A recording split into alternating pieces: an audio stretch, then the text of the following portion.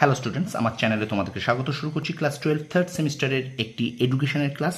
তো তোমাদের সামনে রয়েছে দেখো ক্লাস 12 উচ্চ মাধ্যমিক প্রশ্ন বিচিত্রা থার্ড সেমিস্টার। তো আমরা এই প্রশ্ন বিচিত্রা থেকে কিন্তু এডুকেশনের অধ্যায়ভিত্তিক এমসিকিউ ক্লাস করছিলাম। তো সেই এডুকেশন আরও একটি আমরা অধ্যায়ভিত্তিক এমসিকিউ ক্লাস নিয়ে এসেছি রায়মার্টিন প্রশ্ন বিচিত্রার অনুযায়ী, ঠিক আছে।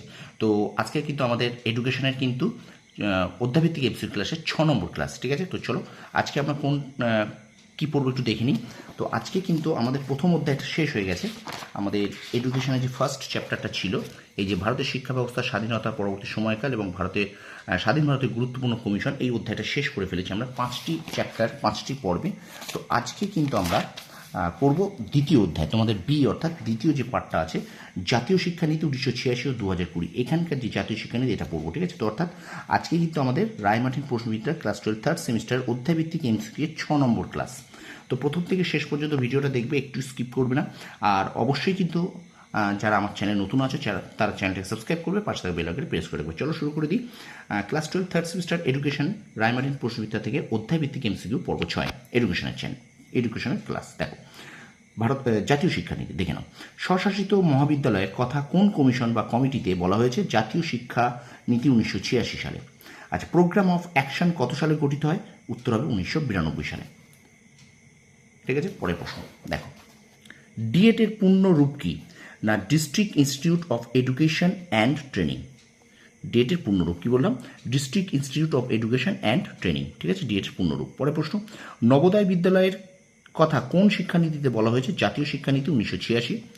পরের প্রশ্ন দেখো, অপারেশন ব্ল্যাকবোর্ড কোন শিক্ষা কমিশনে বলা হয়েছে? জাতীয় শিক্ষানীতি 1986-তে। পরের প্রশ্ন, আইসিডিএস এর পুরো নাম কি? Integrated child development service. Integrated child development service হলো আইসিডিএস এর পুরো নাম। আচ্ছা, জাতীয় শিক্ষানীতি 1986 সবচেয়ে উল্লেখযোগ্য সুপারিশটি হলো চাকরির সঙ্গে ডিগ্রির বিচ্ছেদ। পরের প্রশ্ন, জনার্দন রেড্ডি কমিটি কত সালে গঠিত হয়? 1992 সালে। পরের প্রশ্ন, পিওএ কি? জাতীয় শিক্ষার মূল্যায়নের জন্য গৃহীত শিক্ষানীতি হলো পিওএ। পিওএ কি? না জাতীয় শিক্ষার মূল্যায়নের জন্য গৃহীত শিক্ষানীতি। বিদ্যালয় স্তরে পাঠ্যক্রম রচনা করেন এনসিইআরটি। আচ্ছা, জাতীয় শিক্ষানীতি 1986 শিরোনাম ছিল challenge of education a policy perspective.